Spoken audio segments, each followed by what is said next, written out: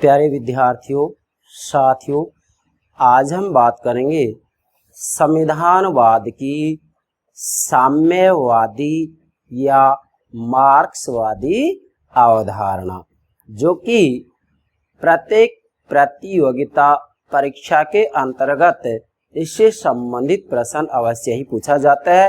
इसी के साथ में स्नातक स्तर, स्नातकोत्तर स्तर के विद्यार्थियों से भी इससे संबंधित प्रश्न अवश्य ही पूछा जाता है।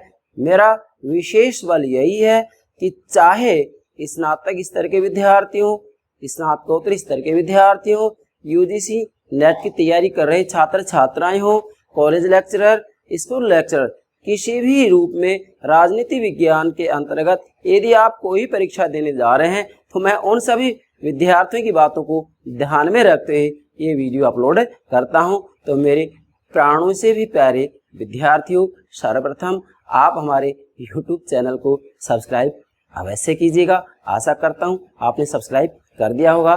Thank you very much.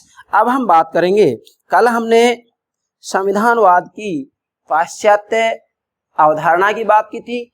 आज हम बात करेंगे संविधानवाद की साम्यवादी या मार्क्सवादी अवधारणा।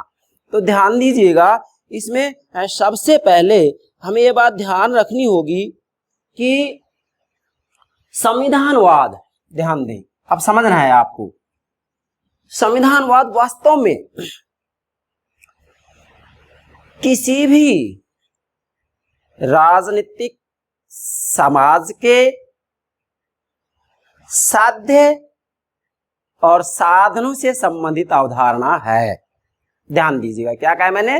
संविधानवाद किसी भी राजनीतिक समाज मीन्स संयुक्त राज्य अमेरिका हो, ब्रिटेन हो, जापान हो, स्विट्जरलैंड हो, भारत हो, चीन हो, दुनिया के किसी भी देश की या दुनिया के किसी भी राष्ट्र राज्य का आप अध्ययन कर रहे हो, मैं उस संदर्भ में ये समझा रहा हूं आपको। तो क्या कहा है मैंने?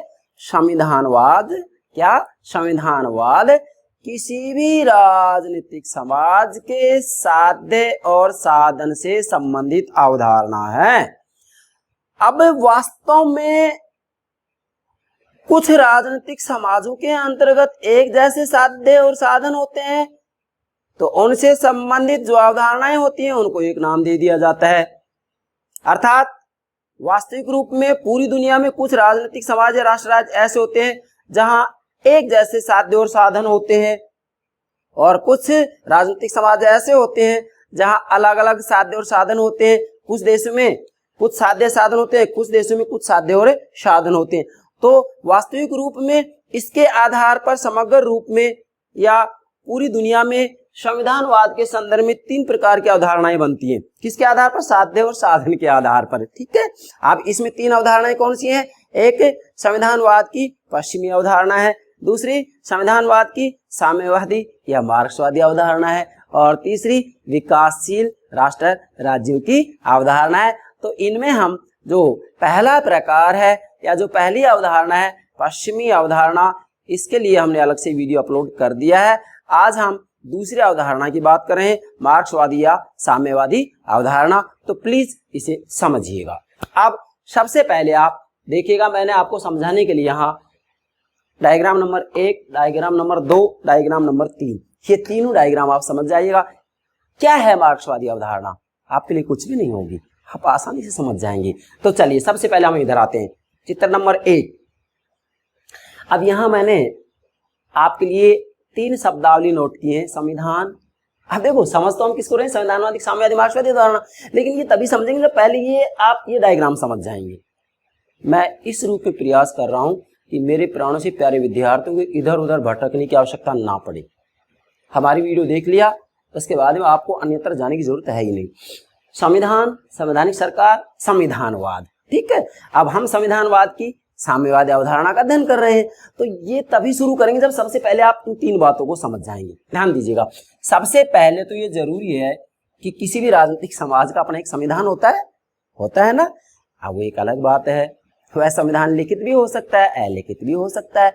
जैसे ब्रिटेन का संविधान अलिखित संविधान है, अमेरिका का संविधान लिखित संविधान है, सबसे पुराना लिखित संविधान है, भारत का संविधान लिखित संविधान है। तो ये बात तो एक अलग होगी, लिखित हो चाहे अलिखित हो, लेकिन संविधान तो है। संविधान मीन्स वास्तविक रूप में शासन व्यवस्था के स्वरूप से संबंधित तथ्यात्मक बातों का जो निचोड़ होता है, या वास्तविक रूप में शासन व्यवस्था के संदर्भ में जो ये संगठनों का समुच्चय होता है, नियमों का समुच्चय होता है, वही संविधान कहलाता है। सामान्य से रूप में कहूंगा मैं, संविधान वास्तविक रूप में शासन व्यवस्था के स्वरूप से संबंधित संगठन है, जिसके अंतर्गत वास्तविक रूप में तथ्यात्मक व्यवस्था से संबंधित बातों का उल्लेख होता है। और इसमें वास्तविक रूप में शासन का स्वरूप मीन्स व्यवस्थापिका, कार्यपालिका, न्यायपालिका की क्या शक्तियां होंगे, इनकी क्या पारस्परिक संबंध होंगे, इसी के साथ में व्यक्तियों के क्या अधिकार होंगे, क्या कर्तव्य होंगे, इन सभी बातों का इसके अंतर्गत उल्लेख किया जाता है। तो इन सभी बातों का जो उल्लेख किया जा रहा है, इसका जो संगठन है वो संगठन ही वास्तविक रूप में संविधान है, वो तथ्यात्मक व्यवस्था ही वास्तविक रूप में संविधान है। तो ये तो संविधान होगा भाई, सभी राजनीतिक समाजों का अपना संविधान होता है। अच्छा, उसके बाद मैंने दूसरी शब्दावली ली आपके लिए, संवैधानिक सरकार। आप देखिएगा भाई, उस राजनीतिक समाजों के अंतर्गत हम देखते हैं कि वहां संविधान तो होता है लेकिन संवैधानिक सरकार नहीं होती है भाई। जैसे हिटलर और मुसोलिनी के समय में, इटली और जर्मनी में हिटलर और मुसोलिनी ने जो संविधान बनाया था, वो वास्तविक रूप में वहां की जो सरकार थी वो सरकार संविधान से सीमित नहीं हो रही थी, अर्थात सरकार के ऊपर संविधान का नियंत्रण नहीं था, बल्कि हिटलर और मुसोलिनी अपनी इच्छा अनुसार राज्य व्यवस्था का संचालन करते थे। तो इसलिए जर्मनी और इटली में कब हिटलर और मुसोलिनी के समय में संवैधानिक सरकार नहीं थी। इसलिए किसी राजनीतिक समाज में संविधान तो हो, लेकिन इसके साथ में संवैधानिक सरकार होना बहुत जरूरी है। मतलब सरकार संविधान के द्वारा सीमित होनी चाहिए, नियंत्रित होनी चाहिए। क्या हमारे भारत में संवैधानिक सरकार नहीं है? यस है। क्या अमेरिका में संवैधानिक सरकार नहीं है? यस है।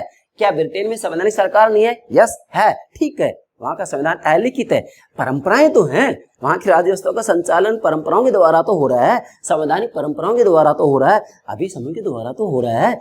तो कैसी सरकार है? संवैधानिक सरकार। तो दूसरी बात क्या होगी? संवैधानिक सरकार, अर्थात किसी भी राजनीतिक समाज में संविधान हो और उसके बाद में संवैधानिक सरकार होनी चाहिए। और फिर बात आती है संविधानवाद की। तो इसका मतलब ये है कि जब किसी भी राजनीतिक समाज के अंतर्गत जो स्थापित संविधान है, उस संविधान के अनुरूप इसी के साथ में समाज में जो आदर्श मूल्य गंतव्य हैं, उनको भी ध्यान में रखते हुए राज्य व्यवस्था का संचालन किया जाता है, तो वही संविधानवाद कहलाता है।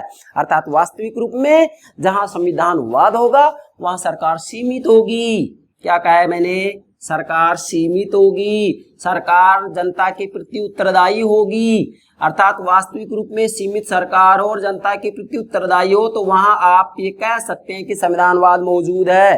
संयुक्त राज्य अमेरिका में संविधानवाद है, ब्रिटेन में संविधानवाद है, भारत में भी संविधानवाद है, क्योंकि वास्तविक रूप में विकासशील राष्ट्र राज्यों के अंतर्गत, जिसमें भारत उदाहरण दे रहा हूं, विकासशील राष्ट्र राज्यों के अंतर्गत वास्तविक रूप में जो संविधानवाद की पश्चिमी अवधारणा है, उसी का अनुकरण किया जा रहा है। भाई ध्यान दें, तो भारत ने भी, हमने भी किसका अनुकरण किया है? पश्चिमी अवधारणा का, संविधानवाद की पाश्चात्य अवधारणा का अनुकरण किया है। वो सारी बातें हमारे संविधान में हमने नोट की है, संविधान निर्माताओं ने लिखा है कि वास्तविक रूप में हमारी सरकार संविधान से नियंत्रित है। इसका मतलब हमारी जो सरकार वो संवैधानिक है, और वास्तविक रूप में हमारे जो संवैधानिक मूल्य है, जैसे संविधान की प्रस्तावना में जिनका उल्लेख किया गया है, जैसे स्वतंत्रता, समानता, न्याय, बंधुता इत्यादि, ठीक है, उन सभी के बारे में हम बात कर रहे हैं। किसी न किसी रूप में वास्तविक रूप में यहाँ स्थान दिया गया है इन मूल्यों को, कहाँ? संविधान की प्रस्तावना में। तो इसका मतलब वास्तविक रूप में हमारे यहाँ संविधानवाद मौजूद है भाई। संविधानवाद का मूल भावार्थ ये कि सरकार सीमित होती है, असीमित नहीं, सीमित होती है। संविधान का नियंत्रण होता है सरकार के ऊपर, और वास्तविक रूप में संविधान के अधीन रहते हुए शासन व्यवस्था का संचालन किया जाता है, और उस समाज के जो मूल्य होते हैं उन मूल्यों को भी ध्यान में रखा जाता है। ये बात आपको ध्यान में रखनी है। तो ये तीन बातें आपकी समझ में आ गई होंगी। अब हम साम्यवादी या मार्क्सवादी अवधारणा की बात करते हैं। तो तीनों बातें समझना इसलिए जरूरी है क्योंकि संविधानवाद आप समझ ही नहीं पाएंगे इनके बिना, ठीक है। तो संविधानवाद का सीधा सा अभिप्राय क्या होगा? आप संविधानवाद के अभिप्राय के संदर्भ में हमारी वीडियो देख सकते हैं, प्ले लिस्ट के अंतर्गत हमने अलग से वीडियो अपलोड कर दिए। संविधानवाद का अर्थ, परिभाषा, विशेषताएं जो भी है सारी बातें मैंने समझा दी है, तो प्ले लिस्ट के अंतर्गत जाइएगा और वहां आप देखिएगा। यहाँ तो मैं सामान्य रूप में बता रहा हूँ कि संविधानवाद से आप क्या समझे। आप कहेंगे स्थापित संविधान के अनुसार राज्य व्यवस्था का संचालन करना, इसी के साथ में समाज के अंतर्गत जो मूल्य हैं उन मूल्यों को भी संविधान में स्थान दिया जाना, इसी के साथ में जो सरकार है वह सरकार संवैधानिक होनी चाहिए, सीमित होनी चाहिए, और वह सरकार जनता के प्रति उत्तरदायी होनी चाहिए। ये सब बातें मिलती हैं तो आप आंखें बंद कर दृढ़ विश्वास से कह सकते हैं कि वहां संविधानवाद मौजूद है। ठीक है, इस संविधानवाद का मूल आधार ही सीमित सरकार है कि सरकार सीमित हो, नियंत्रित हो, अनियंत्रित नहीं होनी चाहिए। अब इधर आइए, अब हम चित्र नंबर 2 के अंतर्गत चलते हैं। अब हमें समझना है संविधानवाद की साम्यवादी अवधारणा। अब देखिएगा, मैंने आपको प्रारंभ में कहा था किसी भी राजनीतिक समाज के अपने साध्य और साधन होते हैं, तो वास्तविक रूप में संविधानवाद किसी भी राजनीतिक समाज में साध्य और साधनों से संबंधित अवधारणा है। और इस संदर्भ में अर्थात साध्य और साधनों के संदर्भ में इसके 3 प्रकार हो जाते हैं। पश्चिमी साम्यवाद, क्या कह रहा हूं, पश्चिमी संविधानवाद, साम्यवादी संविधानवाद, और तीसरा विकासशील राष्ट्र राज्यों का संविधानवाद, जिसमें हम आज साम्यवादी अवधारणा की बात कर रहे हैं। तो ध्यान दीजिएगा, किसी भी राजनीतिक समाज के अपने क्या होते हैं, साध्य और साधन होते हैं। तो वास्तविक रूप में संविधानवाद की जो साम्यवादी अवधारणा है, अब इसमें हम देखेंगे कि इसके क्या साध्य हैं, क्या साधन है। ठीक है, अब त्रिभुज के आधार पर हम इसको समझा रहे हैं, तो ध्यान दीजिएगा, वास्तविक रूप में संविधानवाद की साम्यवादी या मार्क्सवादी अवधारणा का जो आधार होगा, हमने त्रिभुज के अंतर्गत आधार किसको बनाया है कि जो संविधानवाद का साम्यवादी अवधारणा है, इसका आधार होगा वैज्ञानिक समाजवाद। वैज्ञानिक समाजवाद के जनक कौन है, कार्ल मार्क्स हैं। अर्थात वास्तविक रूप में कार्ल मार्क्स के द्वारा जो समाजवाद की प्राप्ति के लिए सिद्धांत दिए गए हैं, उन सिद्धांतों को ही वास्तविक रूप में मार्क्सवाद कहा जाता है भाई। और वैज्ञानिक समाजवाद के जनक कौन है, कार्ल मार्क्स को ही माना जाता है। क्यों? क्योंकि ये समाजवाद की प्राप्ति के लिए निश्चित सिद्धांत दे रहे हैं। जैसे द्वंद्वात्मक भौतिकवाद का सिद्धांत दिया है, इतिहास की आर्थिक व्याख्या का सिद्धांत दिया है, वर्ग संघर्ष का सिद्धांत दिया है, अतिरिक्त मूल्य का सिद्धांत दिया है।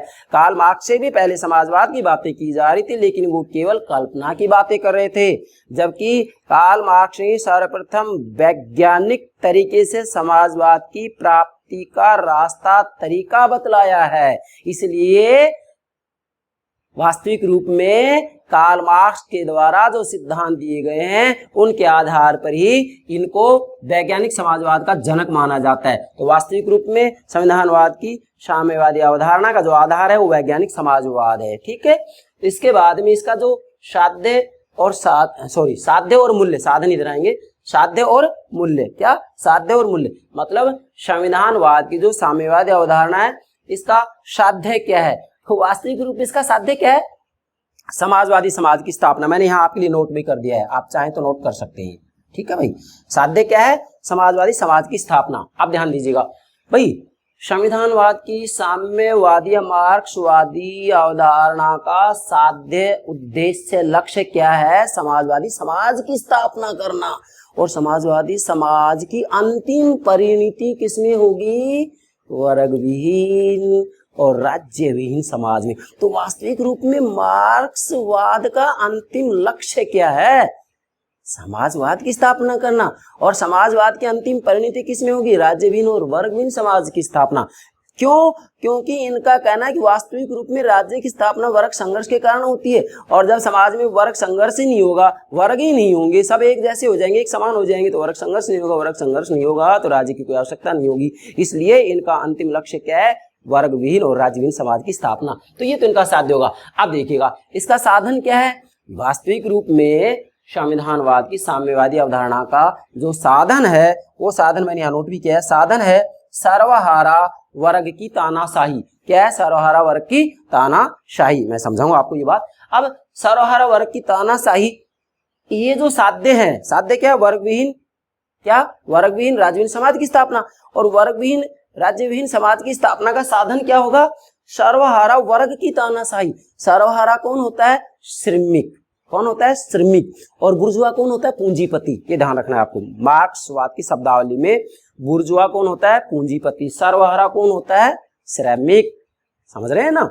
तो यहाँ वास्तविक रूप में इसका साधन है सर्वहारा वर्ग की तानाशाही। वास्तविक रूप में जो संक्रमण काल की स्थिति आएगी ना, उसके अंतर्गत वास्तविक रूप में कुछ समय के लिए श्रमिकों का तानाशाही शासन होगा। और ये तानाशाही इसलिए होगा कि वास्तविक रूप में इनके द्वारा जो पूंजीपति हैं, पूंजीपतियों का मतलब समूल समापन कर दिया जाएगा। और जैसे पूंजीपति वर्ग का सफाया हो जाएगा तो समाज में जो वर्ग थे वो वर्ग समाप्त हो जाएंगे। वर्ग समाप्त हो जाएंगे तो वर्ग संघर्ष समाप्त हो जाएगा। वर्ग संघर्ष समाप्त हो जाएगा तो राज्य की कोई जरूरत ही नहीं पड़ेगी।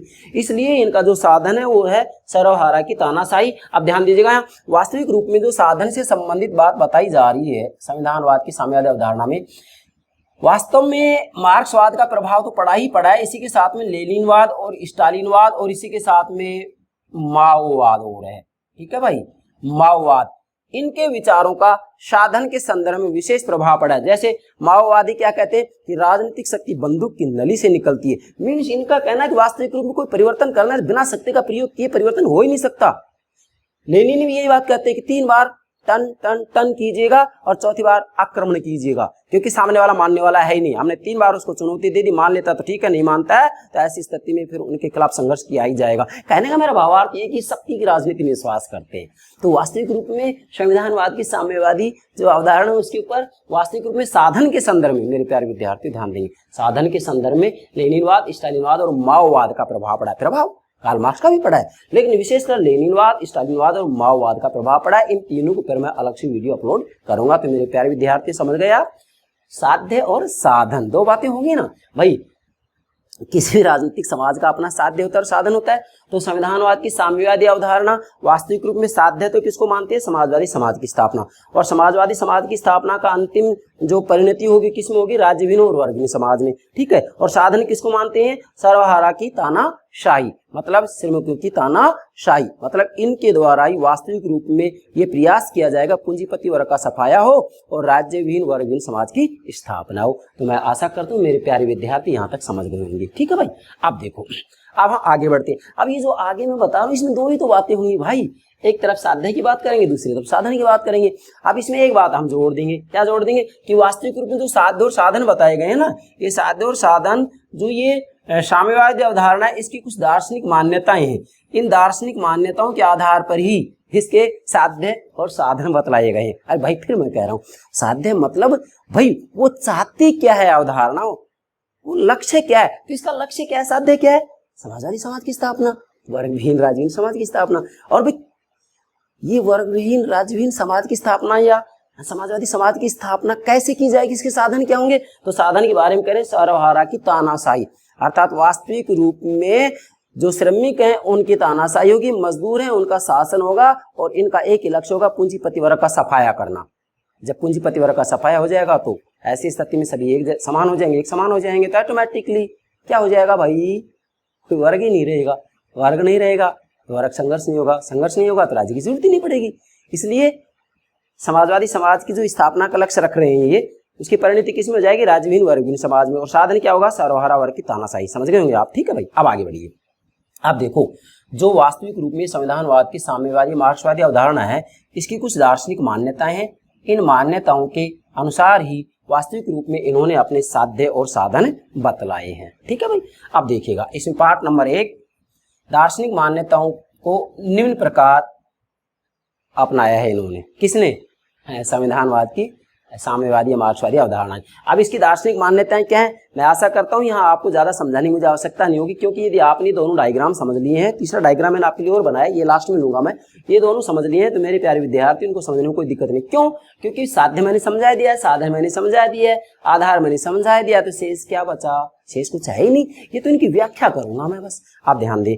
अब इसकी दार्शनिक मान्यताएं, पहली मान्यता क्या होगी? ध्यान दें, सामाजिक आर्थिक राजनीतिक जीवन का विकास द्वंदात्मक भौतिकवाद के अनुसार होता है। भाई मैंने आपको पहले कह दिया है कि कार्ल मार्क्स के द्वारा जो सिद्धांत दिए गए हैं, 4 सिद्धांत महत्वपूर्ण है, मैं नाम बता चुका हूँ। द्वंदात्मक भौतिकवाद का सिद्धांत, इतिहास की आर्थिक व्याख्या, वर्ग संघर्ष, अतिरिक्त मूल्य का सिद्धांत।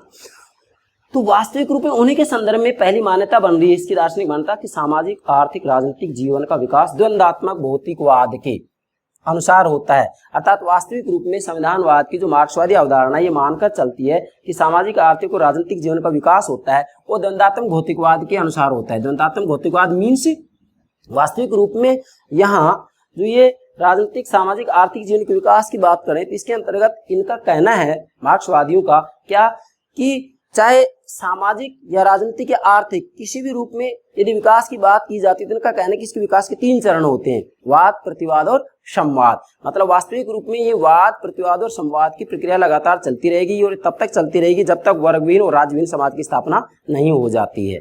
ठीक है, अलग से मैंने द्वंद्वात्मक भौतिकवाद के ऊपर वीडियो अपलोड कर दिया है तो मेरे प्यारे विद्यार्थियों आप वहां देख सकते हैं। क्या करो मेरे प्यारे विद्यार्थियों, वहां आप देख सकते हैं। कहां देख सकते हैं? प्लेलिस्ट के अंतर्गत द्वंद्वात्मक भौतिकवाद के ऊपर मैंने कंप्लीट वीडियो अपलोड कर दी है। चलिए अब इसके अंतर्गत इसकी दूसरी जो मान्यता है दार्शनिक वो है व्यक्ति की तुलना में समाज का महत्व। ध्यान दीजिएगा, संविधानवाद की जो मार्क्सवादी अवधारणा है इसके अंतर्गत वास्तविक रूप में समाज का महत्व ज्यादा है, व्यक्ति का महत्व इतना नहीं है। इसलिए इसकी दूसरी मान्यता है व्यक्ति की तुलना में समाज का महत्व। अर्थात वास्तविक रूप में ये कह भी रहे हैं कि समाजवादी समाज की स्थापना होगी तो विशेषकर व्यक्ति की तुलना में समाज का महत्व दिया जाएगा। आपसे एग्जाम पूछा जा सकता है कि संविधानवाद की साम्यवादी मार्क्सवादी अवधारणा वास्तविक रूप में किसके ऊपर ज्यादा बल देती है, व्यक्ति या समाज? इस तरीके से 4 विकल्प बना दिए जाएंगे तो आपको ध्यान में रखना होगा समाज का ज्यादा महत्व होगा इसमें। अच्छा, तीसरा इसकी मान्यता है आर्थिक शक्ति का अत्यधिक महत्व। राजनीतिक शक्ति आर्थिक शक्ति का अनुकरण करती है। क्लियर बात है, मार्क्सवादी अवधारणा वास्तविक रूप में समाज व्यवस्था के अंतर्गत जो आधार मानती है वो आधार अर्थव्यवस्था को ही मानती है और अधिरचना में कानून, ठीक है, राजनीतिक शक्ति, जितनी भी अन्य बातें वो सब अधिरचना में आ जाती है। मतलब समाज व्यवस्था के अंतर्गत अन्य जितनी बातें होती हैं वो अर्थव्यवस्था के ऊपर निर्धारित करती हैं या अर्थव्यवस्था के ऊपर निर्भर करती हैं। आधार तो आर्थिक शक्ति है, बाकी अन्य शक्तियों का निर्धारण आर्थिक शक्ति के अनुसार होता है। इनका कहना है कि जिस व्यक्ति के हाथ में आर्थिक शक्ति होगी, जो व्यक्ति धनवान होगा, वास्तविक रूप में राजनीतिक शक्ति उसके इशारे पर नृत्य करेगी। क्या कर रहा हूं मैं? नृत्य करेगी। जिसके हाथों में आर्थिक शक्ति है, जो धनवान है, जो पूंजीपति है, राजनीतिक शक्ति तो उसकी चेरी होती है। क्या ये बात सही नहीं है? यस। चलिए, अच्छा ये बात समझ में आ गई क्या? आर्थिक शक्ति का अत्यधिक महत्व बताते हैं। मतलब जो संविधानवाद की मार्क्सवादी अवधारणा है वो राजनीतिक शक्ति के बनिस्पत आर्थिक शक्ति को अत्यधिक महत्व देते हैं और राजनीतिक शक्ति आर्थिक शक्ति का अनुकरण करती है। कहने का भावार्थ ये, जिनके हाथों में आर्थिक शक्ति है वास्तविक रूप में वो अपने अनुसार राजनीतिक शक्ति का भी प्रयोग करते हैं। अर्थात जिसके हाथों में आर्थिक शक्ति है वह राजनीतिक शक्ति का भी खुलकर प्रयोग कर सकता है। अच्छा, चौथी मान्यता क्या है? राज्य एक वर्गीय संस्था है। ध्यान दीजिएगा, राज्य एक वर्गीय संस्था है। राज्य एक वर्गीय संस्था इसलिए क्योंकि वास्तविक रूप में जिसके हाथों में आर्थिक शक्ति होती है वास्तविक रूप में राजनीतिक शक्ति का प्रयोग भी वही करता है। तो ऐसी स्थिति में वास्तविक रूप में मार्क्सवादी अवधारणा के अनुसार आर्थिक शक्ति किसके हाथों में? पूंजीपति वर्ग के हाथों में। इसलिए कार्ल मार्क्स का मार्क्सवादी अवधारणा का कहना है कि वास्तविक रूप में पूंजीपतियों के द्वारा ही राजनीतिक शक्ति का प्रयोग किया जाता है। वास्तविक रूप में राज्य, सरकार, कानून, नियम, पुलिस फोर्स जो भी है ये सब तो वास्तविक रूप में पूंजीपति के इशारे पर कार्य करते हैं। इसलिए इन्होंने राज्य को एक वर्गीय संस्था कहा। आपसे एग्जाम पूछा जा सकता है कि राज्य को एक वर्गीय संस्था निम्न में से संविधानवाद की किस अवधारणा के द्वारा कहा गया है? आपका आंसर होगा मार्क्सवादी अवधारणा। राज्य एक वर्गीय संस्था है। चलिए, 5वां है राजनीतिक स्वतंत्रता तभी प्राप्त हो सकती है जब आर्थिक स्वतंत्रता प्राप्त हो। ध्यान दीजिएगा, संविधानवाद की मार्क्सवादी अवधारणा ये कहती है कि राजनीतिक स्वतंत्रता तभी प्राप्त हो सकती है जब आर्थिक स्वतंत्रता प्राप्त हो। इनका कहने का मतलब ये कि वास्तविक रूप में जब तक व्यक्ति आर्थिक दृष्टि से स्वतंत्र नहीं होगा, जब तक व्यक्ति आर्थिक दृष्टि से मजबूत नहीं होगा, तब तक वह वास्तविक रूप में राजनीतिक स्वतंत्रता का प्रयोग नहीं कर सकता, वह राजनीतिक रूप में स्वतंत्र नहीं हो सकता। इसलिए ये आर्थिक स्वतंत्रता के ऊपर बल देते हैं। अच्छा, छठा है व्यक्ति को राजनीतिक समानता तभी प्राप्त हो सकती है जब उसे आर्थिक समानता प्राप्त हो। इसका भावार्थ क्या होगा कि वास्तविक रूप में व्यक्ति राजनीतिक दृष्टि से तभी समान होंगे जबकि पहले वो आर्थिक दृष्टि से समान हो। कहने का मूल भावार्थ ये है कि ये आर्थिक तत्व के ऊपर बल देते हैं। इनका जो आधार है वो आर्थिक तत्व ही है। भाई मैं बार बार कह रहा हूँ, आर्थिक तत्व ही आधार है। ये वास्तविक रूप में सब कुछ किसको मान रहे हैं? आर्थिक तत्व को ही मान रहे हैं। नहीं, मैं जैसे आपको कहूंगा यहाँ मार्क्सवादी अवधारणा वास्तविक रूप में सृष्टि का मूल तत्व पदार्थ को मानती है। और पदार्थ कौन है इसमें? आर्थिक तत्व है। हीगल की बात करते हैं तो सृष्टि का मूल तत्व किसको मानते हैं? वो चेतना को मानते हैं। जबकि किसको मानते हैं? किसको मानते हैं? पदार्थ को मानते हैं। और इसका पदार्थ क्या है? आर्थिक तत्व है। ठीक है, मैं आशा करता हूँ समझ गए आप मेरा संकेत। चलिए इसके बाद में भाई इसका 7वां मान्यता है आर्थिक अन्याय से राजनीतिक अन्याय उत्पन्न होता है। ध्यान दीजिएगा, संविधानवाद की मार्क्सवादी अवधारणा ये कहती है कि यदि आर्थिक रूप में अन्याय हो रहा है, क्या आर्थिक रूप में अन्याय हो रहा है, तो ऐसी स्थिति में उसी से राजनीतिक अन्याय उत्पन्न होता है। तो वास्तविक रूप में देखा जाए तो कार्ल मार्क्स का कहना है कि पूंजीपतियों के द्वारा वास्तविक रूप में श्रमिक और मजदूरों का शोषण किया जाता है। जब उनका शोषण किया जाता है, क्यों किया जाता है? क्योंकि वास्तविक रूप में आर्थिक दृष्टि से कमजोर होते हैं। अब चूंकि आर्थिक रूप में उनका शोषण किया जाए, अन्याय किया जा रहा है, तो ऐसी स्थिति में फिर राजनीतिक न्याय तो हो ही नहीं सकता। अब इसका जो निचोड़ निकला वो ये निकला कि वास्तविक रूप में ये आर्थिक तत्व को प्रधान मानते हैं। कौन? संविधानवाद की मार्क्सवादी अवधारणा। आशा करता हूं यहां तक समझ गए। अब इन दार्शनिक मान्यताओं के अनुरूप ही संविधानवाद की मार्क्सवादी अवधारणा ने इसके साध्य बताए हैं। साध्य मैंने यहाँ बताया ना, इसके साध्य क्या और साधन क्या, दो ही तो बातें हैं इसमें, साध्य और साधन, बस। और है ही क्या इसमें भाई? किसी भी राजनीतिक समाज में वास्तविक रूप में उसके अपने साध्य होते हैं और साधन होते हैं। और संविधानवाद की अवधारणा साध्य और साधन से संबंधित ही तो अवधारणा है भाई। क्या कह रहा हूं? संविधानवाद की अवधारणा किसी भी राजनीतिक समाज के साध्य और साधन से संबंधित अवधारणा ही है। आप ध्यान दीजिएगा, इस अवधारणा द्वारा स्वीकृत साध्य इस प्रकार है। मतलब संविधानवाद की मार्क्सवादी अवधारणा ने वास्तविक रूप में ये साध्य स्वीकार किए हैं। मतलब इसका साध्य क्या है? किसकी प्राप्ति चाहते हैं? निचोड़ रूप में कहेंगे तो साध्य होगा समाजवादी, समाज की स्थापना। अब इसको हम थोड़ा व्यापक रूप में ले रहे, व्याख्या कर रहे हैं। नंबर 1 नोट कीजिएगा, पहला है राज सत्ता पर पूंजीपति वर्ग के अधिकार को समाप्त किया जाना। भाई मैं आपको पहले कह चुका हूं कि वास्तविक रूप में मार्क्सवादी अवधारणा का कहना है कि जो राजनीतिक शक्ति है उसका प्रयोग पूंजीपति करते हैं और ये पूंजीपतियों का सफाया करना चाहते हैं।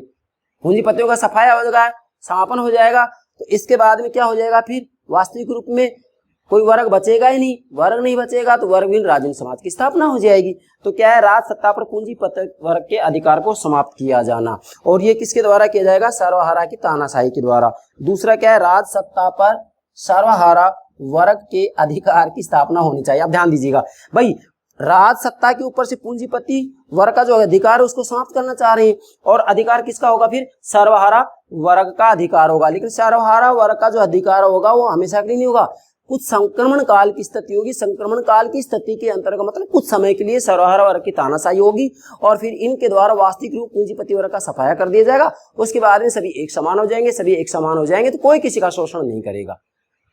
समझ रहे हैं ना आप? कोई किसी का शोषण नहीं करेगा। और मार्क्सवाद से संबंधित, बार बार करो, मार्क्सवाद से संबंधित सभी सिद्धांतों को समझना है तो आप प्लेलिस्ट के अंतर्गत जाइएगा, मैंने सभी सिद्धांत अपलोड कर दिए। अच्छा, इसके बाद में तीसरा इसका साध्य है उत्पादन के सभी साधनों पर सामाजिक स्वामित्व स्थापित होना चाहिए। ध्यान दीजिएगा, उत्पादन के साधन जैसे भूमि, पूंजी, ठीक है, श्रम, संगठन, साहस, अर्थशास्त्र, आधुनिक अर्थशास्त्र में 5 साधन माने जाते हैं: भूमि, पूंजी, श्रम, संगठन, साहस। अब इसमें क्या है? उत्पादन के सभी साधनों पर सामाजिक स्वामित्व स्थापित होना चाहिए, मतलब समाज का स्वामित्व इनके ऊपर स्थापित होना चाहिए। अच्छा, चौथा इसका जो साध्य है वो है संपत्ति का न्यायपूर्ण वितरण होना चाहिए। अर्थात संविधानवाद की मार्क्सवादी अवधारणा का कहना है कि संपत्ति का जो वितरण है पूर्ण रूप में न्यायपूर्ण होना चाहिए। इसका जो 5वां साध्य है वो है क्रम से वर्ग विहीन समाज की स्थापना होनी चाहिए। अब देखो भाई, कोई बात आ गई ना भाई, अंतिम लक्ष्य तो राजनीतिक वर्गहीन समाज की स्थापना है ना, तो क्या है? क्रम से वर्ग विहीन समाज की स्थापना होनी चाहिए। ध्यान देंगे, क्रम से वर्ग विहीन समाज की स्थापना होनी चाहिए। नोट कीजिएगा, क्रम से वर्ग विहीन समाज की स्थापना होनी चाहिए। मतलब मूलतः इनका जो लक्ष्य है वो है समाजवादी समाज की स्थापना, और समाजवादी समाज की स्थापना की अंतिम परिणति किसमें होगी? वर्गविहीन राजविहीन समाज में। क्या? वर्गविहीन, नोट कीजिएगा, वर्गविहीन राज्य विहीन समाज की स्थापना। अच्छा, छठा लक्ष्य है, साध्य है, वर्ग विहीन समाज की स्थापना के बाद राज्य का महत्व नहीं रहेगा और तब राज्य विहीन समाज की स्थापना होगी। ठीक है, अब इन दोनों बातों में, इन दोनों बिंदु में एक ही तो बात आ रही है, वर्ग विहीन राज्य विहीन समाज की स्थापना। तो ये हो गए इनके जो है साध्य, मतलब संविधानवाद की मार्क्सवादी अवधारणा का साध्य क्या है, ये मैंने आपको 6 बिंदुओं के आधार पर समझा दिया है। और यदि यहाँ भी दिक्कत है तो आप इतना ध्यान रखेंगे कि वास्तविक रूप में इनका साध्य है समाजवादी समाज की स्थापना। मैंने संक्षिप्त रूप में यहाँ आपके सामने नोट कर दिया दोनों बात, साध्य और साधन। साध्य क्या है, समाजवादी समाज की स्थापना। तो 6 बिंदु में यही बात आ रही है। ठीक है, और समाजवादी समाज की स्थापना की अंतिम परिणति किसमें होगी, राज्यविहीन वर्गविहीन समाज के अंतर्गत। मतलब वहां कोई वर्ग नहीं होंगे, वर्ग नहीं होंगे तो वर्ग संघर्ष नहीं होगा, वर्ग संघर्ष नहीं होगा तो राज्य की कोई आवश्यकता नहीं होगी। अब इसके बाद इसका दूसरा पार्ट लेते हैं। देखो साध्य तो ये हो गए ना, मैंने आपको बता दी 6 बिंदु के आधार पर समझा दिया साध्य, और इनमें दिक्कत है, फिर कह रहा हूँ ये साध्य ही होगा समाजवादी समाज की स्थापना। अब इस समाजवादी समाज की स्थापना किन साधनों के द्वारा की जाएगी, भाई साध्य तो ये हो गए। अब साध्य तो तय कर लिए, लेकिन उनकी प्राप्ति कैसे करें, तो प्राप्ति के लिए साधन तो चाहिए ना, नहीं समझ रहे, प्राप्ति के लिए साधन तो चाहिए। तो यहाँ दूसरे पार्ट में लेंगे हम दार्शनिक मान्यताओं तथा साध्यों के अनुरूप ही। अब ध्यान दें, ये दार्शनिक मान्यताएं होगी ना, दार्शनिक मान्यताएं तथा साध्यों के अनुरूप, ये साध्य मैंने समझा दिए, दो बातें होगी नहीं, दार्शनिक मान्यताओं तथा साध्यों के अनुरूप ही साधनों को अपनाया, साधनों को अपनाया। इसके द्वारा स्वीकृत साधन इस प्रकार हैं, समझ गए भाई।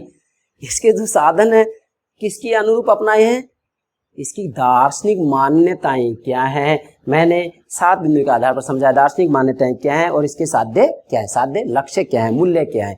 तो दार्शनिक मान्यताओं तथा साध्यों के अनुरूप ही साधनों को अपनाया और इसके द्वारा स्वीकृत साधन इस प्रकार हैं। यहाँ मैंने ये साधनों के बारे में भी आपके लिए 6 बिंदु तैयार किए हैं, तो मेरे प्यारे विद्यार्थियों आप इसे भी नोट कीजिएगा। ये बात आपको ध्यान में रखनी है, मतलब किसी भी रूप में कोई बात छूटनी नहीं चाहिए। मैं बार बार कर, मेरा भरसक प्रयास रहेगा कि राजनीति विज्ञान से संबंधित कोई भी बात मैं छोड़ूंगा नहीं, इस रूप में समझाऊंगा। बार बार करो, आपको इधर उधर भटकने की कोई आवश्यकता नहीं है। अब देखो इसके साधन पर चलते हैं हम, साधन क्या है। देखो संक्षिप्त रूप में तो आप यहाँ नोट करेंगे, इसके साधन क्या है, सर्वहारा वर्ग की तानाशाही। क्या, सर्वहारा वर्ग की तानाशाही। सर्वहारा मतलब श्रमिक मजदूर, बुर्जुआ मतलब, बुर्जुआ मतलब पूंजीपति, समझ गए ना, बुर्जुआ पूंजीपति, सर्वहारा श्रमिक। ठीक है, तो दिक्कत नहीं होनी चाहिए यहाँ। अब देखो पहला है बिंदु साधन से संबंधित, सर्वहारा की तानाशाही के द्वारा समाजवादी समाज की स्थापना होगी। अब ध्यान दीजिएगा, मतलब सर्वहारा वर्ग की कुछ समय के लिए तानाशाही होगी। अब मैं देखो बार बार बोल कुछ समय के लिए, इसका मतलब क्या है, देखो मार्क्सवाद का जब हम अध्ययन करते हैं तो वास्तविक रूप में इतिहास की जो आर्थिक व्याख्या की जाती है, इसके अंतर्गत समाज के इतिहास को 5 युगों में बांटा गया है। आदिम अवस्था, दास अवस्था, इसके बाद में पूंजीवादी अवस्था, इसके बाद में सर्वहारा वर्ग की तानाशाही आएगी और उसके बाद में साम्यवादी समाज की स्थापना होगी।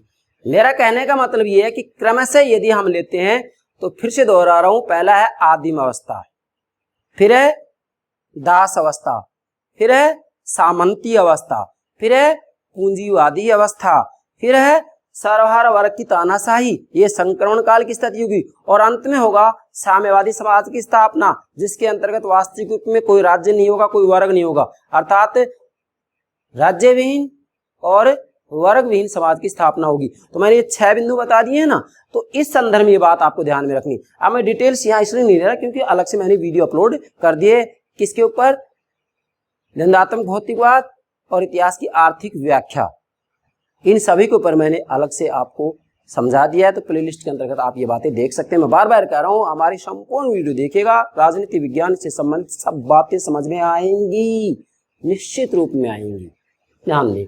अच्छा भाई, पहला ये हो गया ना। दूसरा है राजनीतिक सत्ता पर साम्यवादी दल का एक अधिकार होगा जो सर्वहारा के हितों की रक्षा करेगा। सर्वहारा मतलब श्रमिक, ध्यान दें।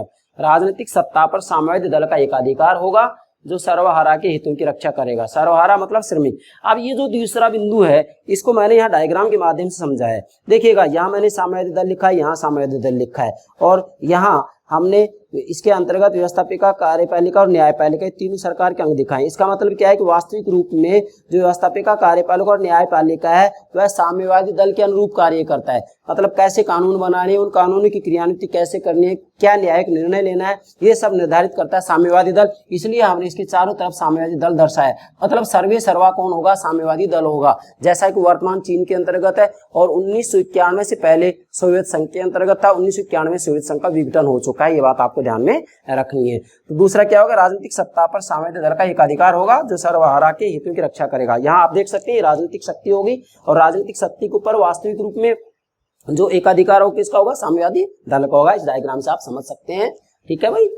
अच्छा, तीसरा है आर्थिक लोकतंत्र के द्वारा, ध्यान दीजिएगा, आर्थिक लोकतंत्र के द्वारा सर्वहारा को आर्थिक स्वतंत्रता प्राप्त होगी। ध्यान दीजिएगा, आर्थिक लोकतंत्र के द्वारा सर्वहारा को आर्थिक स्वतंत्रता प्राप्त होगी। यहाँ ये बात मैंने आपको समझा दी है। चौथा है संपूर्ण समाजवादी व्यवस्था का संचालन लोकतांत्रिक केंद्रवाद, ये बात मैं आपको समझाऊंगा, लोकतांत्रिक केंद्रवाद के सिद्धांत द्वारा किया जाएगा। फिर से बोल रहा हूं, चौथा इसका जो साधन है वो है संपूर्ण समाजवादी व्यवस्था का संचालन, ये समाजवादी व्यवस्था होगी। संपूर्ण समाजवादी व्यवस्था का संचालन लोकतांत्रिक केंद्रवाद के सिद्धांत द्वारा होगा या किया जाएगा। लोकतांत्रिक केंद्रवाद का सिद्धांत क्या है? ध्यान दीजिएगा, वास्तविक रूप में जो संविधानवाद की साम्यवादी अवधारणा है इसके अंतर्गत जितनी भी जो संस्थाएं होंगी उन सभी संस्थाओं का वास्तविक रूप में जनता के द्वारा चुनाव करवाया जाएगा, स्थानीय स्तर से लेकर केंद्रीय स्तर तक। लेकिन वास्तविक रूप में अब देखो, सभी के द्वारा हम ये कहेंगे जितनी भी संस्थाएं जनता के द्वारा चुनी जाएंगी, तो जनता के द्वारा चुनी जाएंगी, इसका मतलब क्या होगा? यहाँ वो तो लोकतांत्रिक होगा। लेकिन केंद्रवाद का मतलब क्या होगा कि स्थानीय स्तर से लेकर के और केंद्रीय स्तर तक वास्तविक रूप में शक्ति का जो चलाव है वह वास्तव में केंद्र की तरफ जाएगा। मतलब स्थानीय स्तर पर वास्तविक रूप में जनता के द्वारा सरकार गठन किया जाएगा, फिर उसके बाद में प्रांतीय स्तर पर सरकारें बनेंगी, प्रांतीय स्तर से केंद्रीय स्तर पर। लेकिन अब ये जनता के द्वारा चुनी जा रही है, परंतु यहाँ शक्ति का हस्तांतरण कहाँ होगा? स्थानीय स्तर से प्रांत और प्रांत से केंद्र में। और केंद्र में हम देखें तो सर्वे सर्वा कौन होगा? साम्यवादी दल होगा। मैं पहले कह चुका हूं कि वास्तविक रूप में जो संविधानवाद की साम्यवादी अवधारणा है इसके अंतर्गत वास्तविक रूप में सर्वे सर्वा एक दल ही होता है और उस दल का नाम है साम्यवादी दल। मतलब एक दलीय वन पार्टी सिस्टम होता है यहाँ।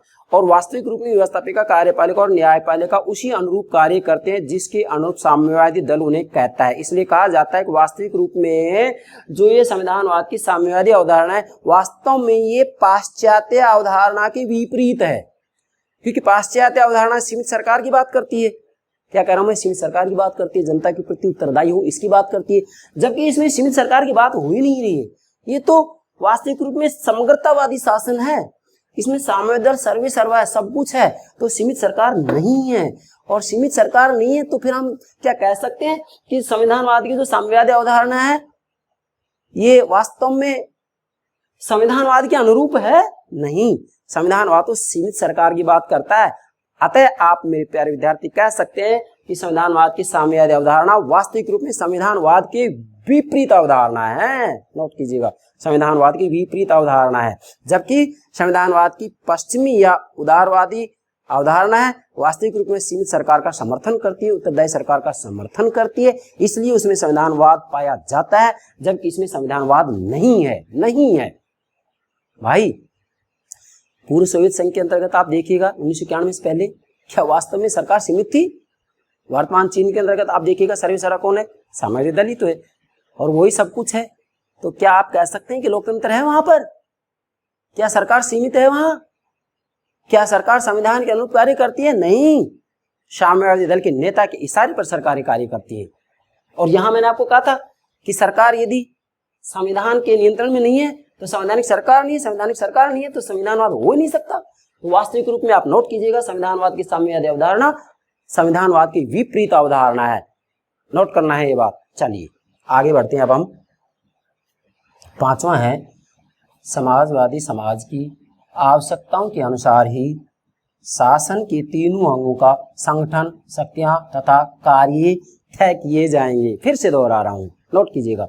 समाजवादी समाज की आवश्यकताओं के अनुसार, ये समाजवादी समाज की स्थापना इनका साध्य है ना, ये बात ध्यान देंगे आप। क्या समाजवादी समाज की आवश्यकताओं के अनुसार ही शासन के तीनों अंग, व्यवस्थापिका, कार्यपालिका, न्यायपालिका, शासन के तीनों अंग का जो संगठन, शक्तियां और कार्यों तय किए जाएंगे। तो वास्तविक रूप में इसका कार्य और शक्तियां तय करने वाला है कौन? साम्यवादी दल है।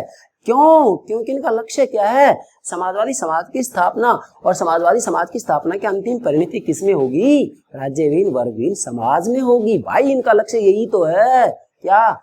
वर्गविहीन और राज्यविहीन समाज की स्थापना। इसलिए साध्य है समाजवादी समाज की स्थापना और साधन है सर्वहारा वर्ग की तानाशाही। ये दो बातें ध्यान रखें, ये दोनों डायग्राम ध्यान रखें, कुछ शेष है नहीं। आगे बढ़े। छठा है भाई ध्यान दें, विधि मतलब कानून, विधि एवं न्याय स्वयं में साध्य नहीं होंगे। ध्यान दें, विधि एवं न्याय स्वयं में साध्य नहीं होंगे। आप संविधानवाद की पश्चिमी अवधारणा का अध्ययन करेंगे तो वहां वास्तविक रूप में विधि और न्याय स्वयं में साध्य हैं, वहां साध्य हैं, जबकि यहाँ विधि और न्याय स्वयं में साध्य नहीं है, बल्कि अपितु वे समाजवादी समाज की स्थापना एवं संचालन के साधन हैं। बस साधन होंगे। मतलब विधि और न्याय संविधानवाद की साम्यवादी अवधारणा में वास्तविक रूप में साध्य नहीं है ये विधि और न्याय, बल्कि यहाँ तो वास्तविक रूप में समाजवादी समाज की स्थापना और संचालन के केवल ये साधन है। कौन? विधि और न्याय केवल साधन है। केवल क्या है? साधन है। और साध्य क्या है? समाजवादी समाज की स्थापना। तो फिर से दोहरा रहा हूँ, विधि एवं न्याय स्वयं में साध्य नहीं होंगे, अपितु वे समाजवादी समाज की स्थापना एवं संचालन के साधन होंगे। आपसे एग्जाम प्रश्न पूछा जा सकता है, निम्न में से संविधानवाद की कौन सी अवधारणा के अंतर्गत विधि एवं न्याय वास्तविक रूप में साधन होते हैं, साध्य नहीं? तो किसमें? संविधानवाद की साम्यवादी अवधारणा में। भाई फिर से बोल रहा हूँ, क्या कह रहा हूँ? फिर से बोल रहा हूँ, दोहरा रहा हूँ, ध्यान दें। विधि एवं न्याय स्वयं में साध्य नहीं होंगे। इसमें संविधान की साम्यवादी अवधारणा में विधि एवं न्याय स्वयं में साध्य नहीं होंगे, बल्कि केवल साधन होंगे। किसकी प्राप्ति के? समाजवादी समाज की प्राप्ति के। समाजवादी समाज की स्थापना की अंतिम परिणति किसमें होगी? वर्गविहीन।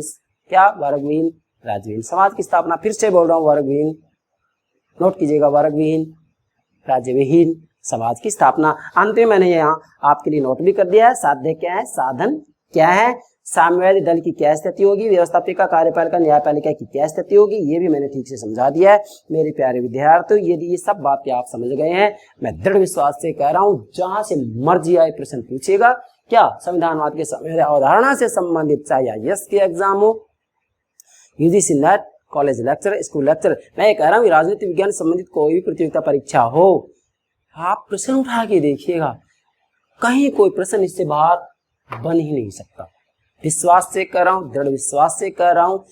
मैं सिर्फ आपसे एक ही वस्तु मांग रहा हूं कि हमारी वीडियो को कंप्लीट रूप में देखिएगा, लास्ट तक देखिएगा, सभी वीडियो देखिएगा। ऐसा नहीं कि संविधानवाद की अवधारणा संबंधित हमने 5 वीडियो अपलोड कर दिए हैं, 7 वीडियो अपलोड कर दी हैं और आप केवल एक को देख रहे हैं और ये माने कि मैं ज्ञाता हो गया। नहीं, आपको सभी को देखना ही पड़ेगा। सब देखने के बाद भी मुझे कमेंट से बताइएगा। अगर एक ही बात छूट जाए, मैं दृढ़ विश्वास कह रहा हूँ, लेकिन भाई इसके साथ में हम ऊर्जावान बने रहें, इसके लिए आप कमेंट के माध्यम से हमें अवगत अवश्य कराएं। इसी के साथ में, क्योंकि हम भी एक मशीन है, मशीन किस रूप में है? इस रूप में है, ईश्वर ने हमें कार्य सौंपा है कि ये कार्य कीजिएगा, हम उस कार्य को कर रहे हैं। तो मशीन है तो ऊर्जा की जरूरत पड़ेगी, एनर्जी की आवश्यकता पड़ेगी। भाई मशीन को चलाने के लिए पेट्रोल डीजल की आवश्यकता होती है, तो हम भी एक मशीन के रूप में ही है, शिक्षक है, ठीक है, लेकिन ऊर्जा तो हमें भी चाहिए। तो इस ऊर्जा का कार्य आप करेंगे यदि आप ठीक से समझेंगे, हमें कमेंट के माध्यम से अवगत कराएंगे।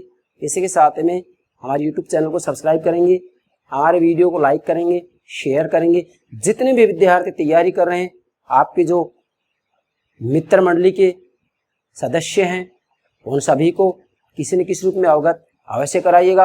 यदि विद्यार्थियों का भला होता है, लाभ होता है, तो वास्तविक रूप में इसका लाभ बताने वाले को भी प्राप्त होता है। ये बात आपको ध्यान में रखनी है। क्यों? क्योंकि वास्तविक रूप में हम इस विश्व रूपी समाज के अंतर्गत जो कार्य कर रहे हैं, उन कार्यों का वास्तविक रूप में सभी को किसी न किसी रूप में फायदा होना ही चाहिए। तो मेरी प्राणों से प्यारे विद्यार्थियों, मेरा विशेष आग्रह है कि हमारे जो भी अवधारणाएं, सिद्धांत हम आपको समझा रहे हैं, उन्हें ठीक से समझने का प्रयास कीजिएगा। और कहीं भी यदि आपको कोई दिक्कत आती है तो प्लीज़ मुझे अवगत अवश्य कराइएगा। मैं हमेशा आपके साथ रहूँगा।